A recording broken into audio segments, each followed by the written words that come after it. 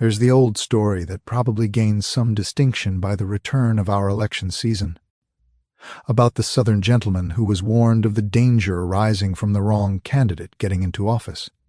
He received a prolonged harangue on this subject with all the fearsome details. And finally, someone who didn't think he was sufficiently perturbed said, "Well, don't you worry about these things."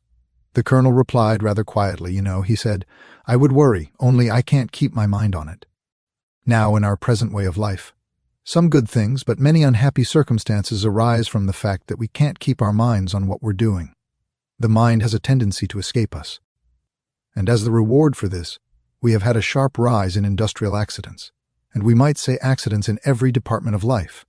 Yet it is very difficult, as most people know, to simply exert the power of the will over the faculties.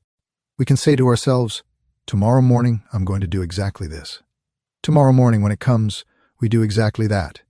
Anything else besides the this we originally intended." Or perhaps by that time we've forgotten the entire subject. Lack of attention certainly reduces our effectiveness. It makes it difficult to study.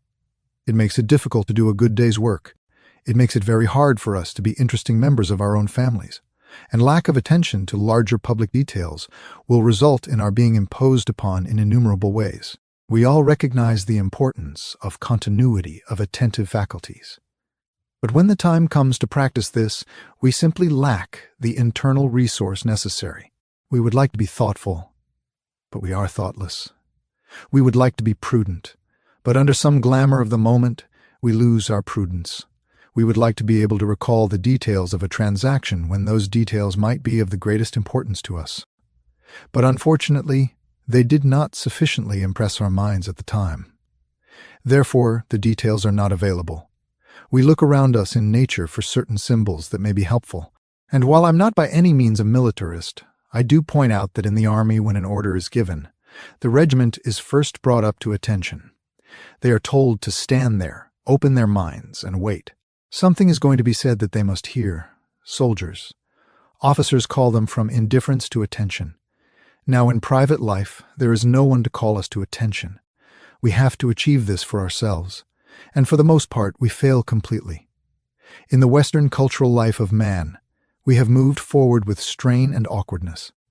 We do everything desperately, and attention is forced upon us sometimes by the very crises that arise from failure to be attentive. We therefore have come to the conclusion parents take this attitude toward their children, that all they have to do is be attentive when they're told to be. But we have no background to suddenly take hold of the mind or the willpower and cause it to do anything. We have for centuries as individuals lived in a kind of security which has not demanded continuous observation and reflection. When emergency arises, we rush for help to experts. Listen to our story with some measure of attention, but not very much in most cases. The result is the expert's advice does not arise even from the best levels of his own knowledge. The Oriental thinking in this has some interest for us. It is very different from our way. But like so much of Eastern ideology is comparatively painless. Attention to the Eastern thinker is one of the many byproducts of a way of life. Attention cannot be adequately cultivated all by itself. Perhaps theoretically it could be. But the person will lack the motive. It will lack the consistent impulses necessary to maintain attentiveness. Now, of course, we use indifference or a certain detachment from circumstances as a means of protecting ourselves from numerous interruptions, from ideas which we do not regard as valuable or worth our time to consider. This cultivated indifference, however, must be very carefully disciplined also. It may become habitual, and we simply become indifferent to everything. And when we do that, we have lost censorship. We've lost discrimination, have lost the ability to weigh that which is important from that which is not important. In the Eastern way of life, attentiveness is cultivated in the child. It begins early in life. It is simply a little ceremony of giving everything that we do or everything that we contact a certain amount courteous recognition. Anything that is worth considering with the best faculties that we possess.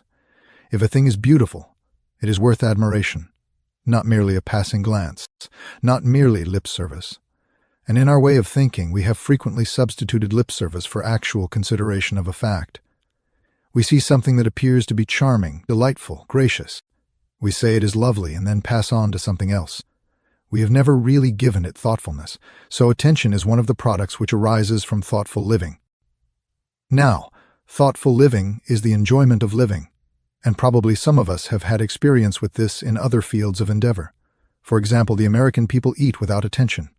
Eating consists principally of gulping. The mind is far away. The conversation at the dinner table has nothing to do with the immediate problem, and if there were not long handles on them, we'd probably swallow the fork and the spoon along with the meal. We simply give no thought to these things. We do not enjoy food. We do not know what it tastes like, because it goes past the taste buds at an incredible rate of speed. As a result of this, we develop the doubling and the bolting procedure, and all of us overeat because we do not taste food. We overeat because our mind is on something else, and we are automatically shoveling it in. To the person of attainments in the area of good eating, this is as reprehensible as our politics. But to the average person, it is meaningless. It is, however, quite meaningful to an intelligent, well-cultivated, well-intentioned stomach. It means that the food reaches this digestive area totally unprepared for assimilation. Experience enters our consciousness in the same way. It flows in without consideration. It receives little or no attention. It is not censored or ordered. It is simply gulped. And when the time comes for us to benefit by some choice experience through which we have passed, the proper perspective on that experience is not available to us. One of the problems, then, is that peace is very likely to destroy attentiveness, or the mind is very rapid in its function. Observation is almost instantaneous. But reflection, unless we are very highly skilled in it, is a slower and more painful procedure. Reflection requires conscious thoughtfulness. It requires that our attitudes be highly conditioned by previous reflection, by natural appreciation for things, and by an instinct toward the orderly acceptance and digestion of ideas. Lacking these specialized attributes, knowledge flows into us and we remain ignorant. Ideas run by and are not captured. Culture surrounds us. We drown in it, but we accept little of it. The development, therefore, of attentiveness results from pattern, a habit, a discipline. If it is not set up in early life, then it must be slowly acquired in later years. How can we go about what might be termed the painless re-education of attention? Probably most persons possess a greater area of appreciation potential than they realize. To appreciate is a pleasant process. It brings with it pleasure. It brings with it a certain sense of achievement, and for the most part, attentiveness pays off in things we like. It makes life more enjoyable. It makes our own management of life more effective. Therefore, it is certainly worth more attention than we give it, more thought and consideration than we are commonly inclined to bestow. Why perhaps are we so lacking in attention in these times? Probably one answer is the rapid motion of situations around us. Our world is moving very rapidly. So many things are happening that it is almost impossible for the average person to become aware of all of them. We are sometimes uncertain as to where attention should focus. We read the morning paper, and there are probably 50 items which might receive further attention, but we do not know which ones are most suitable to us. Actually, this is largely a matter of temperament. Man is so constituted that he is not going to be equally attentive about everything. Attention is a form of association mechanism. We become aware of things which interest us, or about which we have very strong and definite ideas. The general condition of the people of our nation at the moment would seem to indicate that very little interests them, because their attention does not settle into one pattern or bracket and remain there. More likely, therefore, our indifference arises from a general lack of incentives or interest for attention. The most primary source of attention constructiveness will be in education. The child going to school, particularly in the earlier grades, lives in a world of wonders. In this world, nearly everything is fascinating, and the child reaches out for knowledge in every aspect of life.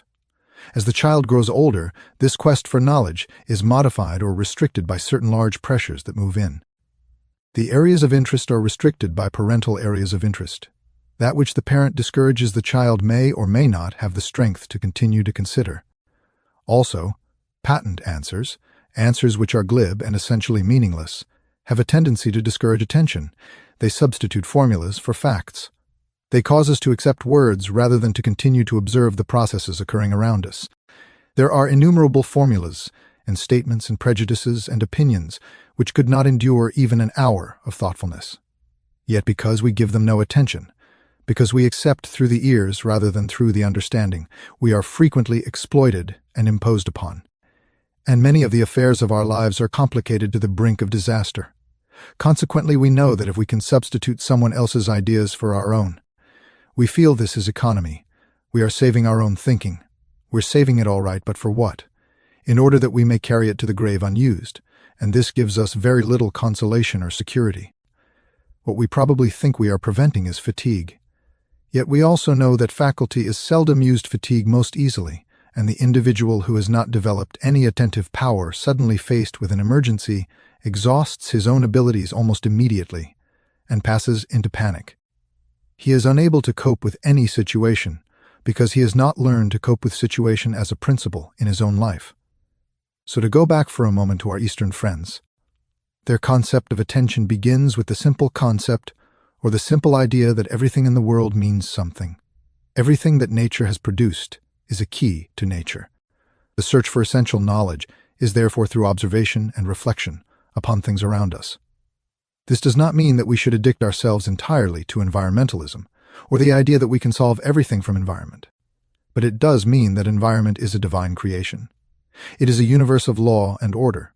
It is a world filled with wonders and with beauty, and there is nothing that nature has produced that is meaningless. The artist has discovered this. He realizes the universe of wonders in the forms and colorations of things, and gradually becomes deeply immersed in the deepest emotional reaction to the sublimity of even the smallest and simplest of things.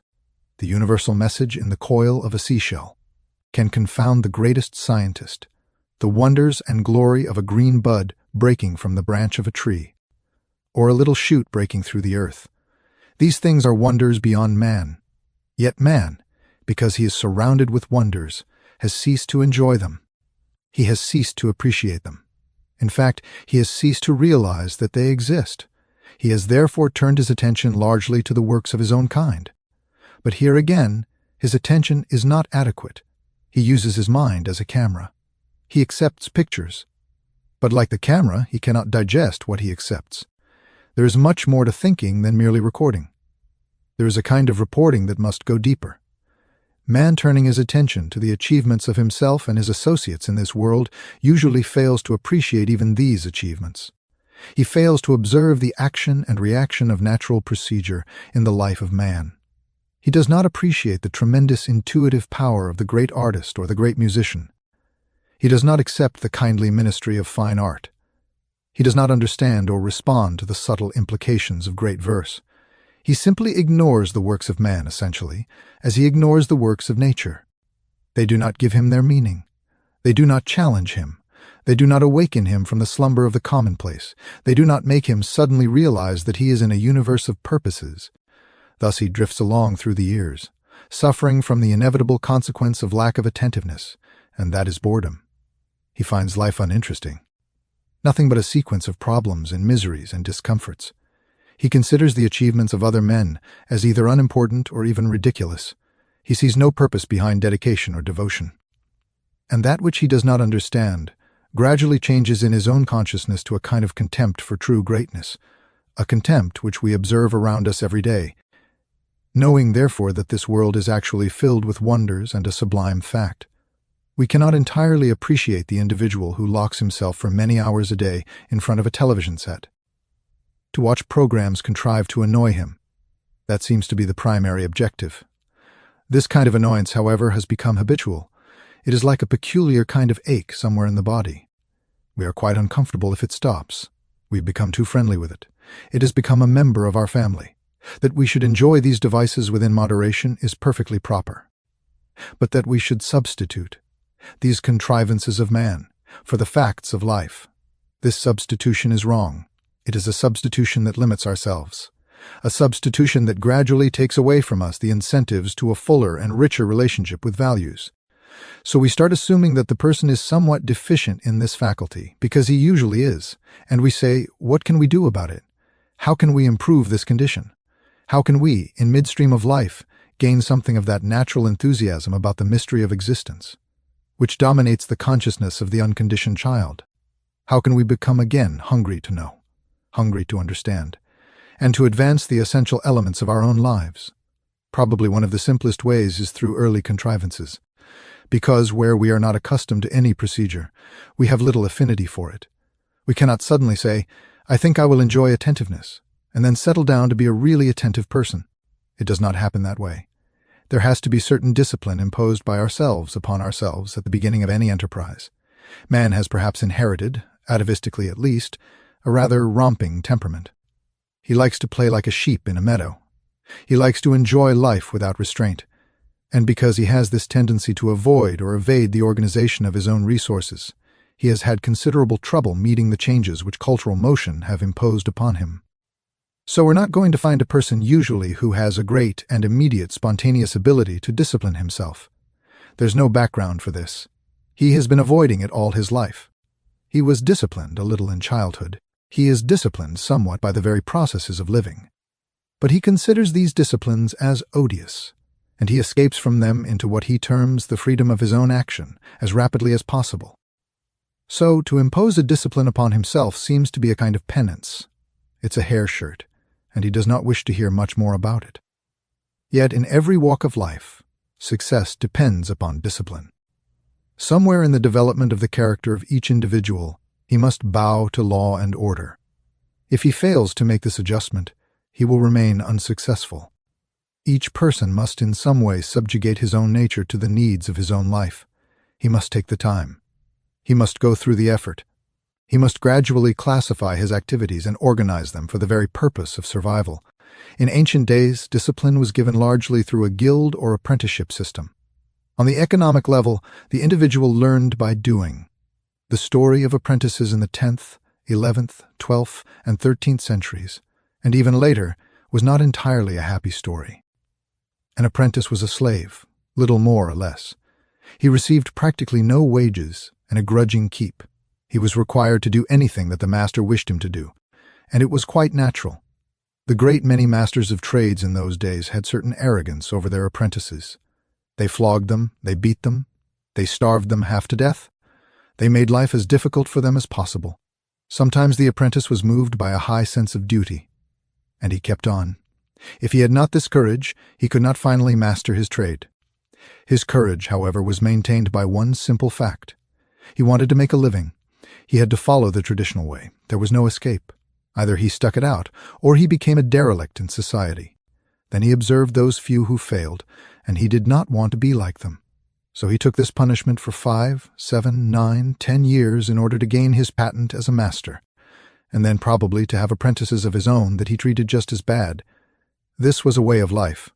It was a hard way, but it produced the great craftsman. It produced the individual who was able to submerge his feelings to place himself under a tremendous force of self-control. It was in a way almost as great a discipline as that of the early church, for it demanded and commanded. But the individual wanted to make a living, so he kept the faith as best he could. We have something of this kind, arising again due to the complicated nature of modern education.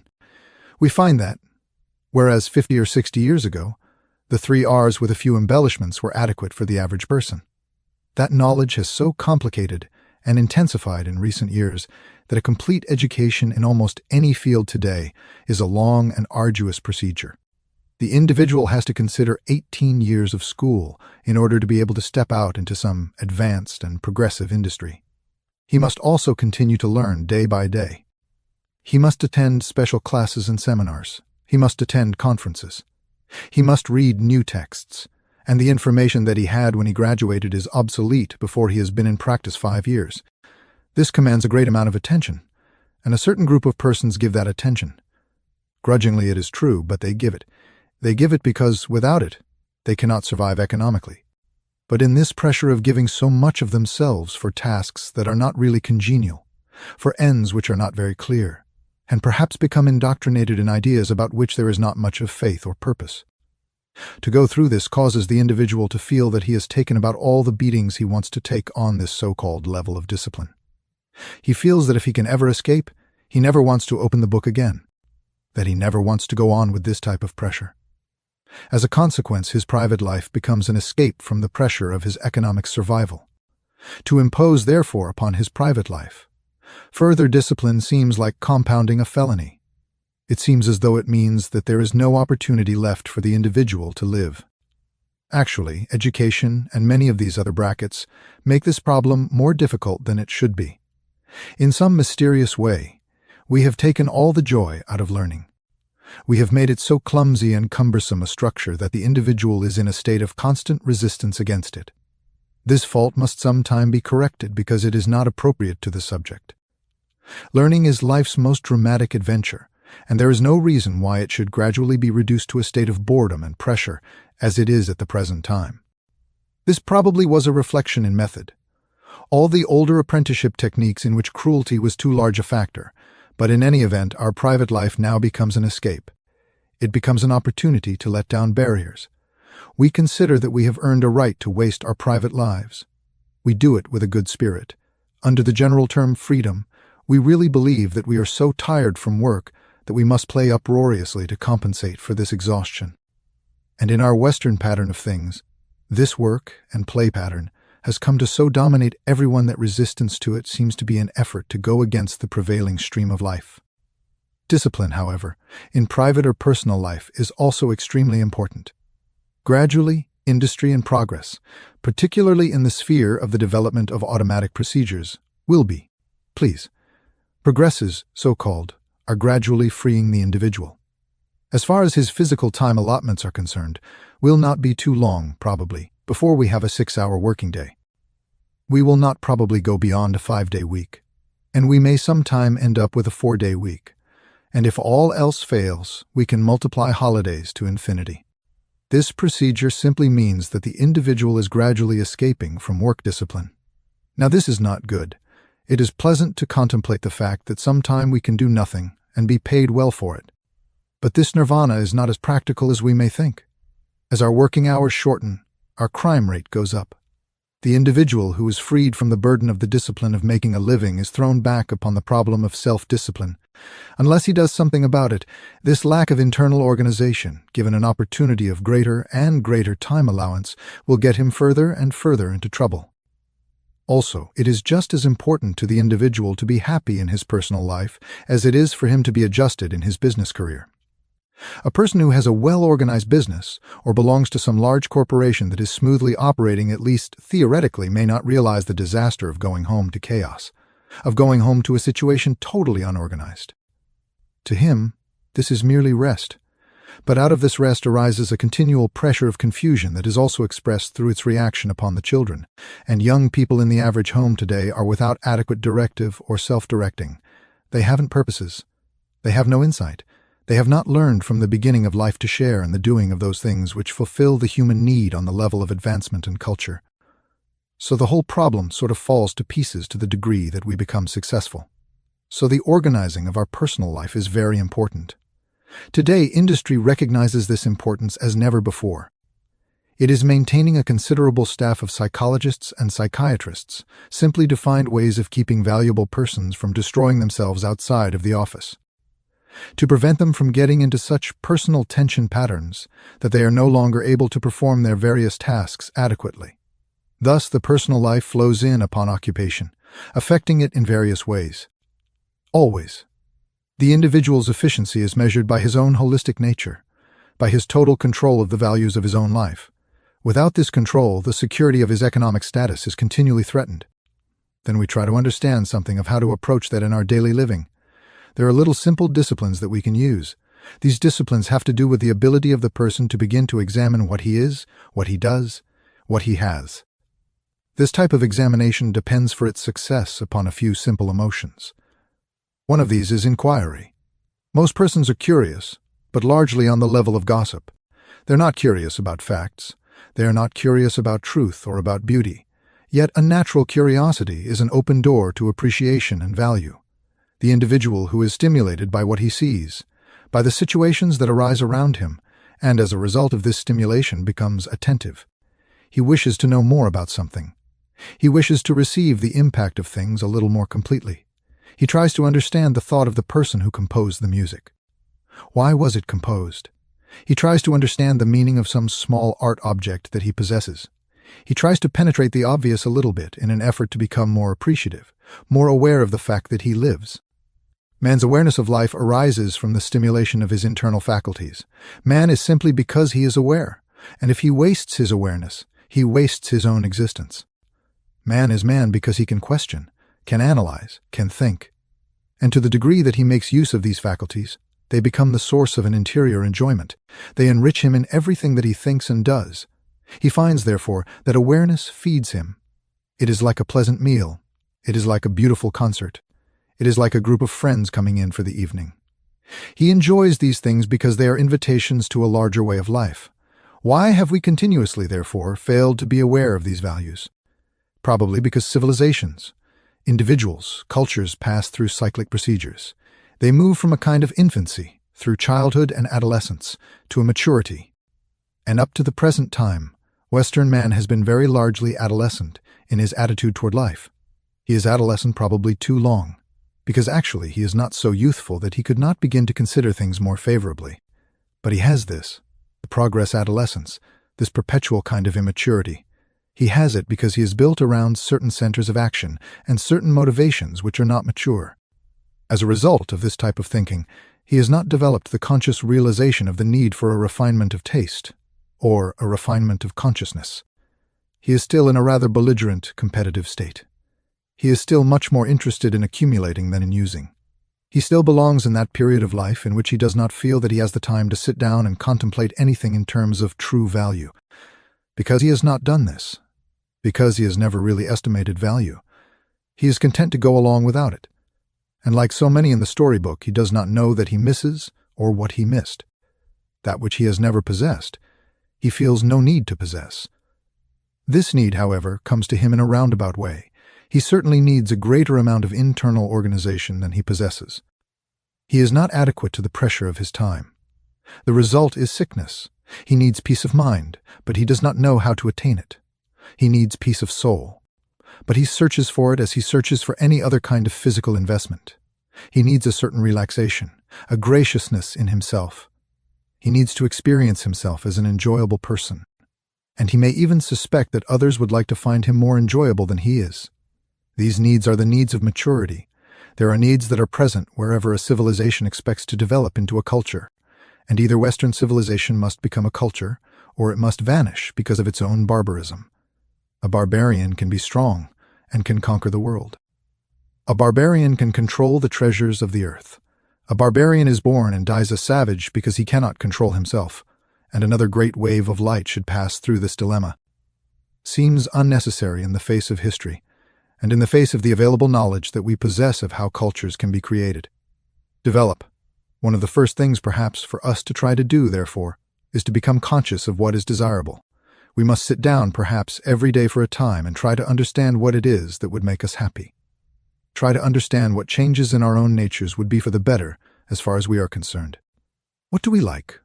What do we truly enjoy that is good? To what degree is our taste the product of our external senses only?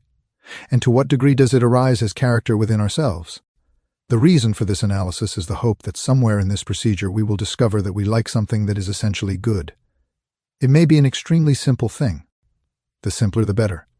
If it is extremely simple, it is shibui, it is true maturity. But it must be something in ourselves that would enjoy knowing more, being more, possessing more of culture in its own nature. Perhaps it is an instinctive love of nature. Perhaps we wish we could get out, away from cities a little more often to the enjoyment of the country life. But when we get out into the country, we look around for a few minutes, eat lunch, and come home. We do not know why we go. Until today, our idea of a peaceful vacation in the country is to tear down the road at 60 miles an hour from morning to night. This is completely without culture. It is without this mature thing that we're trying to find. What is it that gives us a certain value? Oh, it is something of a creative nature when it is discovered. Because man is most frustrated today in the expression of his own creative instincts. Perhaps it is to make something, not to draw a picture. Perhaps it is some craft or trade, but it is something in which the individual feels that if he did that, and did it well, he would enjoy it. The only catch is learning how to do it, and that seems to be the great obstacle, the great difficulty. One thing that we learned from the study of Eastern philosophy and culture is that there are two ways of doing things. And usually in the West, we use the more difficult way. Inside of man, there is a doing things power, and there are persons who were born apparently with the knack to do things. They never studied how. But you give them a hammer and some nails and some boards and tell them what you want. and out of a kind of common sense within themselves they will produce the product. And they will instinctively use methods that are approved by more skillful persons. Why? Because those are the best ways of doing that particular thing. And there are people who have this natural knack of simply sensing the proper procedures and following this sensing, this instinctive power to do things well. There are others who seemingly are totally without this faculty. They cannot drive a nail in without hitting their finger. They do not have this natural common sense. Now, we cannot say that everyone's allotment of this is equal, but usually there is an allotment. The man who cannot drive the nail has some other allotment. The man who drives the nail may not have some allotment in a different department of living, but somewhere in each individual there is an instinct to creativity. And there is also some kind of an instinct to do things well. It is hidden somewhere. To ferret it out, to discover it, to release it becomes a very important task. The moment we discover what we are interested in, the moment we resolve to be interested in something, the faculty of attention is automatically stimulated. Because attention follows interest. As we advance in interest, we become attentive to the signs and symbols associated with that interest. The individual who has a little craft shop in a course of a few years becomes an expert on almost every phase of such endeavor.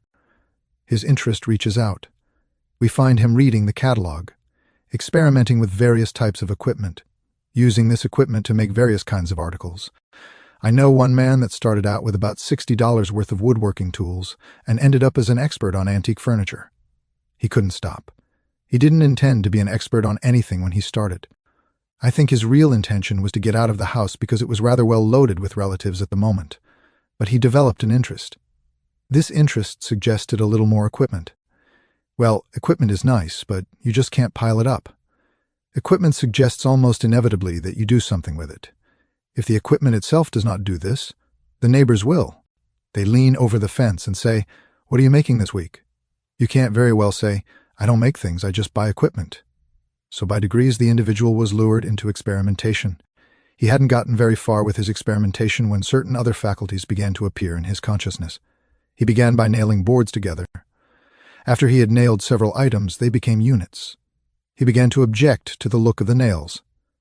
Nails do not look nice showing on the surface of good furniture, so he began to figure that this was a sloppy way of doing it, and he'd better learn a better way.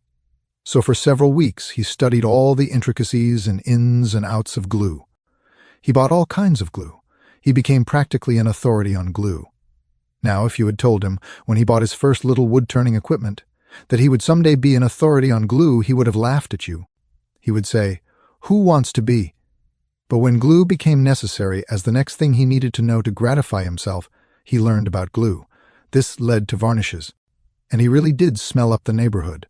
But in the end, he found the varnishes he wanted. Well, it's nice to glue boards together and varnish them. But after all, there's not much good of gluing together a beautiful form or a structure and varnish it beautifully, and then end up with an orange crate. That doesn't seem to mean too much. His equipment and all his efforts were producing only mediocrity, things that he could buy better somewhere else. So next came the study of furniture. Pretty soon he began to understand the difference between Chippendale and some other English school. He became an expert on Hebblewhite and everything you can think of. He was actually the envy of the neighborhood. He could use words that no one else had heard before, and he seemed to know what they meant. This distinction played somewhat upon his ego. Some of the kids next door came over to watch him. Very soon he had apprentices, and in time this became important. Now we're not saying that this is the answer as an activity. We don't mean that everyone should now go out and buy a lathe. But what we mean is that any line of interest which once takes hold of consciousness causes the individual to increase his area of awareness. He needs to know more. He must know more to keep up with his own interest. So the main thing is to move the person out of the static of no interest, to set him in something. Instinctively, the thing we are seeking for in interest or by means of interest is value. There must be some value in things well done. There must be some value in the right kind of varnish. Violin makers have struggled for centuries to discover the perfect varnish. The discovery of this varnish is only possible as the result of the deep analysis of many different factors and elements. The wood cannot be separated from the varnish, nor the varnish from the wood. These things have to be studied together. The purpose of all of these efforts is perfection, the achievement of a better degree of self-efficiency. And this type of perfection cannot be attained apart from the contemplation of natural phenomena. The individual, whether he knows it or not, is exploring the mysteries of life. For everything we do because of facts that exist in the universe. And as we tune in upon these facts, we gain a certain factual satisfaction. The person's achievement, even in a simple way, is harmonious with the determination or the purposes of consciousness. Therefore, consciousness expands. Consciousness rejoices. It is more comfortable because it is being used as it was intended to be used, and the result is a general satisfaction. And to this satisfaction may be added an improvement of health and disposition, probably increased economic value also to the person. These things then tell us we must take hold of a thread somewhere. And to that thread, we must give a sufficient degree of attention to the degree that this thread becomes a challenge. The moment we get to the degree of a challenge, Western man begins to sense something familiar to him. He realizes that a challenge is an invitation to some kind of a success greater than he has previously possessed. Very few can resist challenge once it is clearly indicated in themselves. So this challenge sets the person on the way to the development of attentiveness. He becomes more one-pointed. He develops depth penetration in area. He is not anymore satisfied to go to the store and buy a 50-cent can of varnish. He becomes aware of the fact that this 50-cent product is exactly what it is advertised to be. It is a mediocre varnish that will please somebody who knows nothing about varnish. This product becomes an insult to the thoughtful person. And when we realize that most products today are aimed at the thoughtless, we can see how discrimination can cause the person to search for better ways of doing things. Other occasions when probably no better way is necessary. But to live always in mediocrity, to live always in things that could be better and no one cares, is to deprive life of some of its finest and most interesting adventures. Now, every type of person has needs for the development of a penetrating faculty or power. Attention always has to do with reasons, causes, and purposes. Man has come to the conclusion, in this world in which we live, that the reasons for things are hopeless mysteries, that the sources of things are unknowable, and that the ultimate of things cannot be prophesied.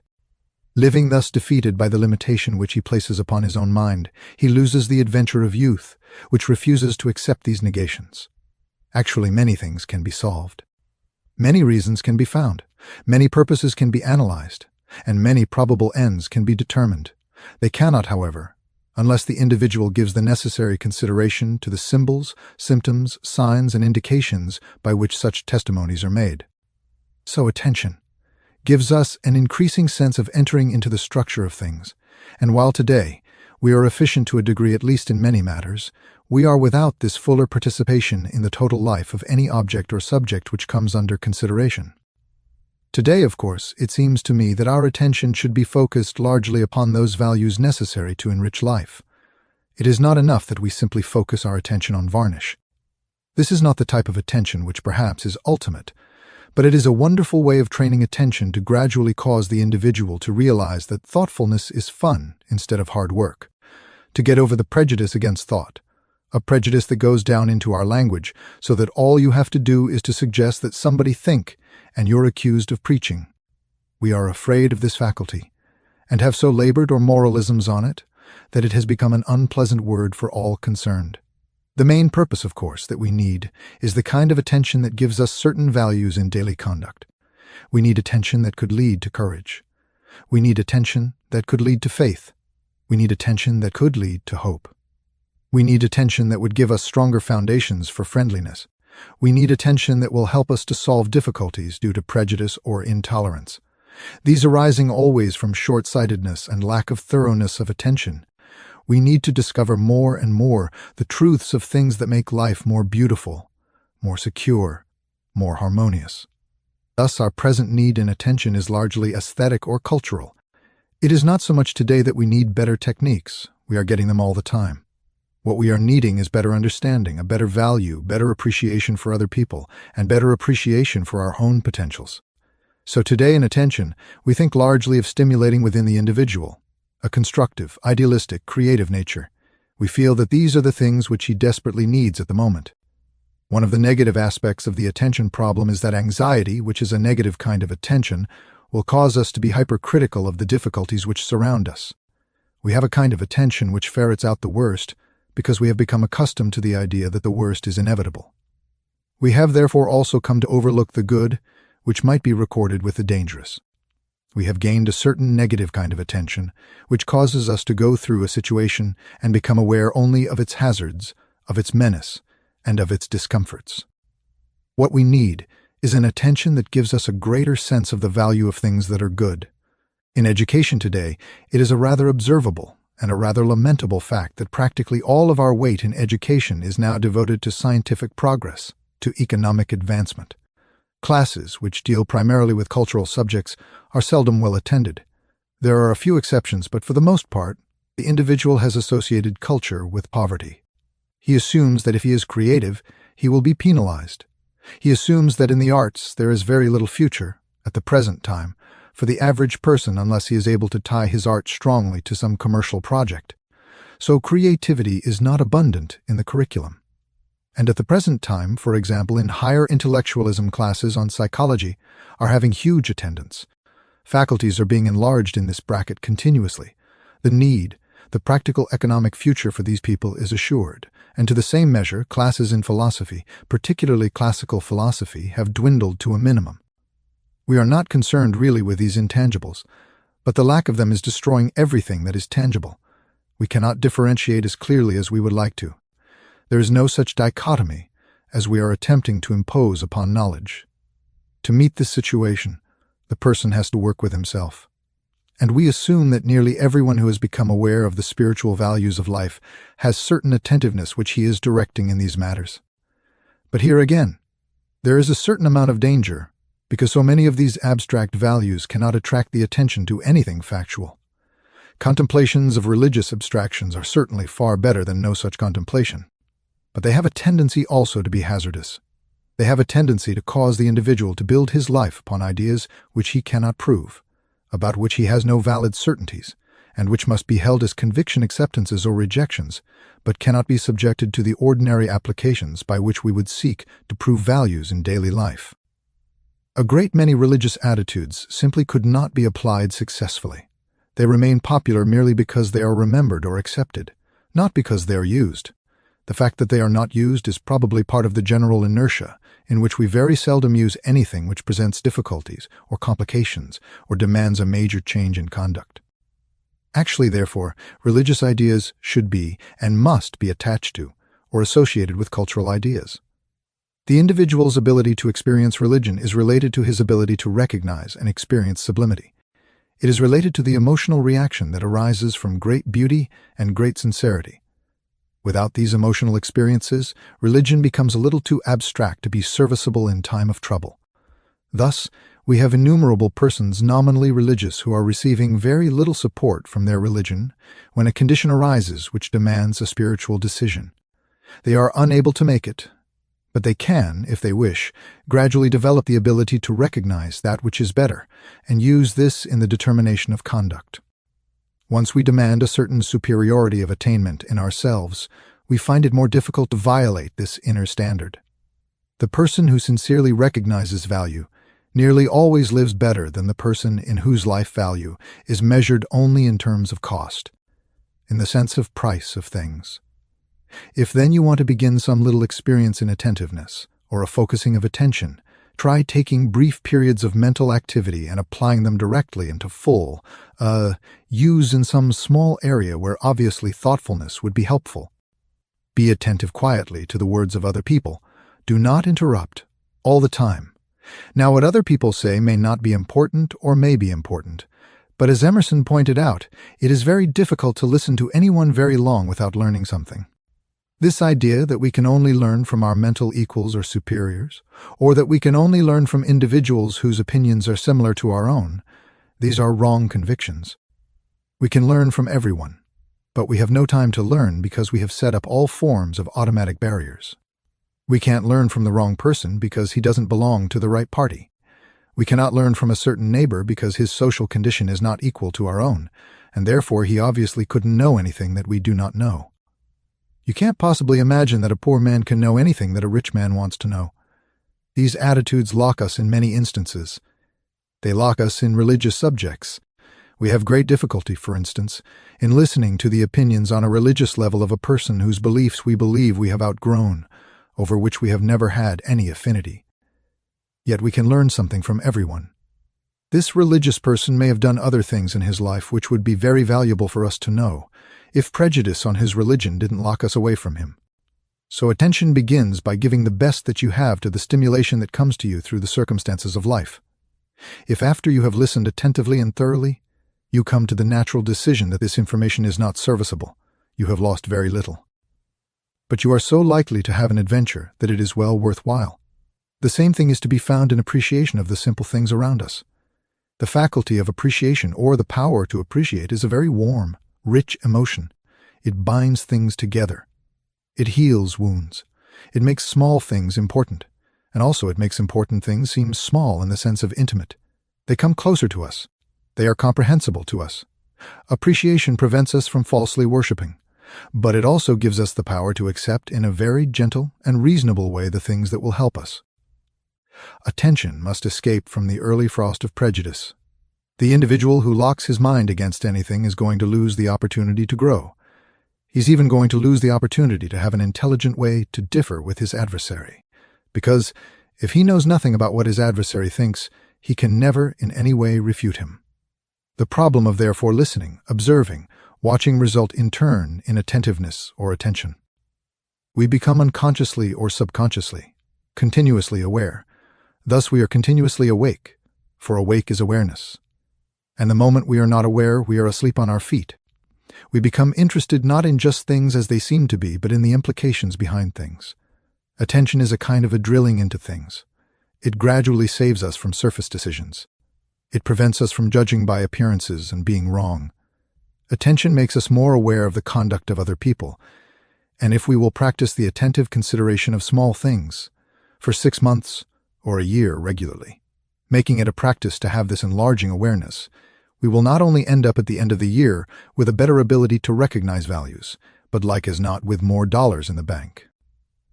Because we will have protected ourselves against the kind of exploitation which comes to people who sign checks without knowing what they buy, or agree to things without reading the small print. Attention means that whatever we are doing at that time, we give it all of ourselves, and when that particular thing is done, we put it away.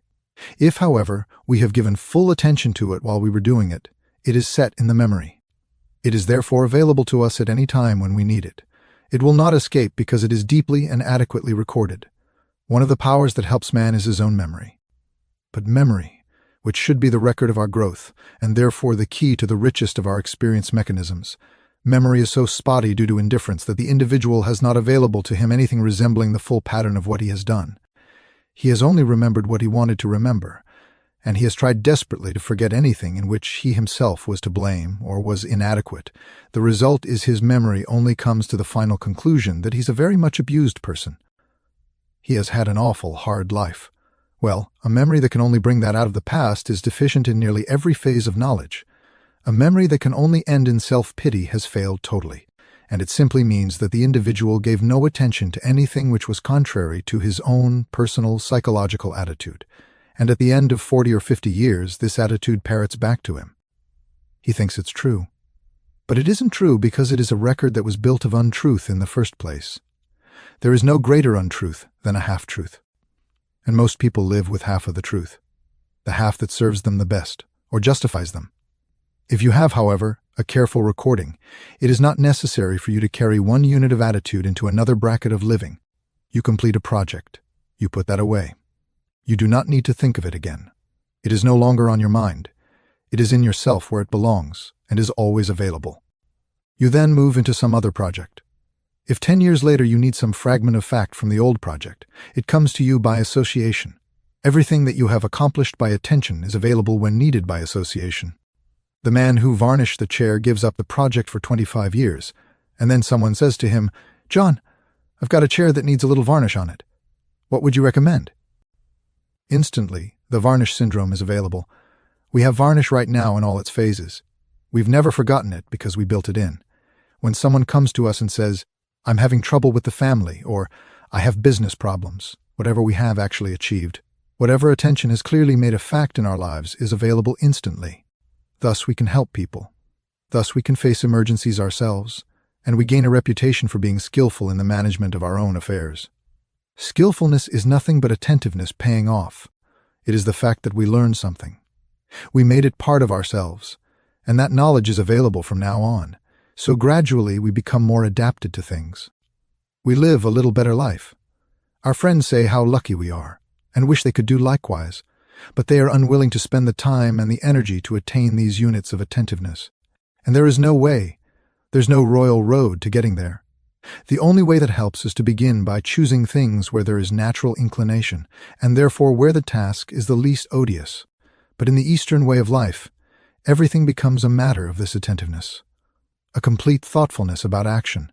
If every action is thought through, if we give all of ourselves to each thing that we do as we do it, and if we are neutral about action, determined in ourselves only that the best shall be done, and do not overwhelm our own morality with our ambition or our ulterior motives, then the action unfolds. Attentiveness causes us to observe the hazards and the obstacles, and also makes available to us out of the reservoir of our previous achievements everything that we have that will help us to meet those obstacles. But if we live continuously thoughtlessly, we have nothing inside ourselves in an emergency. We have no immediate skill to give our attention to something. I know a case of this in which a scatterbrained individual was finally pushed into a tremendous emergency where they had to. The result was a total breakdown. The individual was hospitalized for months. He could not think. He had never learned how. He could not keep his mind on his problem. He was imposed upon in every direction. Anyone who flattered him owned him, and this situation could only arise in a totally superficial mind. Attention, attentiveness, these are the faculties by which we escape this terrible type of dilemma. We get a thoroughness in ourselves. This thoroughness becomes beautiful. It becomes helpful. It gives us increasing love of art and of value. It makes us sacrifice the lesser for the greater, not by a sense of duty, but by joy of realization. The individual who has more thought is not merely a highbrow wandering around with a super intellect. A really thoughtful person is a very happy, normal, modest individual who has the strange ability to do things well. And this ability is useful to all of us. And it must be cultivated by keeping the mind on what we are doing and also keeping the consciousness on what we know we should be doing. And the combination is unbeatable. And if we will develop this faculty, we will all have richer lives, better and more valuable associations, and will observe more rapid progress in the unfoldment of our own higher faculties of consciousness. All right, we're done? All right. Now I have so many announcements to make this morning. I'm going to ask you to sit them out with me. Let's try and see if we can't get these all in. I first want to, of course, call to your attention that next weekend, Saturday and Sunday, is our open house, and we think it's going to be the best one that we have ever had. I'd like to make note that on Saturday afternoon, that's next Saturday at 2:30 p.m. in the reading room. It's, I believe, the annex to our library, the extension. We're going to have an interesting guest. Mr. Isako Nakagawa is going to bring to us the technique for the making of hand or woodblock prints. He is a distinguished artist from Kyoto where he ranks with the great masters of long ago, Hiroshige, Utamaro, and the like. And he will demonstrate how these prints are made. He will actually make them here for us and show how this intricate method of woodblock printing is done in Japan. He is listed as one of the outstanding masters of his art at the present time. So to watch him work will certainly be interesting and an opportunity to give your attention to some new ideas. And you know it'll be so much more interesting watching him work than it will be sitting home and worrying about the election. That we invite you all to come. Never sit home and worry when there is any place where you can learn something. It's much better to operate that way. Mr. Isaku will also exhibit a number of his scrolls and paintings for friends who are interested in seeing the work that he is doing. Also, don't forget the concert on Sunday afternoon at 4:30, when Mr. Rudolf Gruen is going to give us a very wonderful concert for the benefit of the society. He is going to play an original composition of his own which has won international recognition. He will play several short selections from outstanding composers and masters. And he will also play selections from the music of the Comte Saint-Germain, which he has arranged from the original score. We think this concert will be of very great interest to everyone. We appreciate the wonderful cooperation of Mr. Gruen in making this occasion possible. And we would point out that tickets for the concert can be secured this morning and in the lobby, and also can be secured Wednesday night or Saturday afternoon or before the concert on Sunday. We hope, however, that all who can will secure their tickets in advance. and therefore that none of our close friends will be disappointed if accommodations are not adequate. So we hope that you will all be here on Saturday and Sunday for these wonderful occasions. Also, there is going to be a special door prize for our Sunday afternoon activity. Next week, one of the friends has very generously hand-bound a set of the articles on comparative religion from Life magazine. He has made a very handsome and attractive book out of the original articles. He has hand-bound this book in a very nice way, and it is to be offered as a door prize, I believe, on the open house. The tickets for this prize can also be secured in the lobby. The committee tells me that they are 50 cents each. If you should win the book, you do not have to be present at the time the book is awarded. All you have to do is have left your name and address, and you will be notified. Now also at 1:30 this afternoon upstairs, the PRS Center study group is meeting to discuss the talk of this morning, and we hope that you will all be there with lots of attention, and that might be a very wonderful opportunity to begin the disciplining of attention. That is, the ability to stay awake while somebody else gets up and says something. Now, this is not only attention. This is a sort of psychic courtesy. We hope that you'll all be there to practice your attention and to learn all you possibly can and discuss the lecture of the morning for purposes of self-help. Let me also point out that we are having the occasional coffee clutch this morning, right after the lecture, and the committee are inviting you to join with your friends in a cup of coffee to help you to revive from the heavy pressure of the morning. So we hope that you will all be there for that purpose. Next Sunday morning, our subject will be Oriental philosophy on the 7 principles of true wisdom. And we think this is going to be an interesting and unusual lecture, and we hope that you will all come. And if I've overlooked any announcements, I'm sincerely sorry. Some of the lecture material this morning will be found in some of our books, and as a kind of general beginner on this theme, perhaps our book Self-Unfoldment would be helpful too. Now don't forget the coffee and the 1:30 occasion. And don't forget to set aside the next weekend for a rather interesting and important occasion. And some of the material, which we are planning to exhibit over the weekend of the 29th and 30th, will not be available afterwards. It will only be on exhibit during the open house. So, while sometimes you can come in for a week or two afterwards and see the exhibits, this time the material will not be complete after Sunday. So please, if you are interested, try and be with us. Put aside Saturday afternoon and/or Sunday and try and be with us. And we believe we'll give you a very pleasant afternoon. Thank you very much.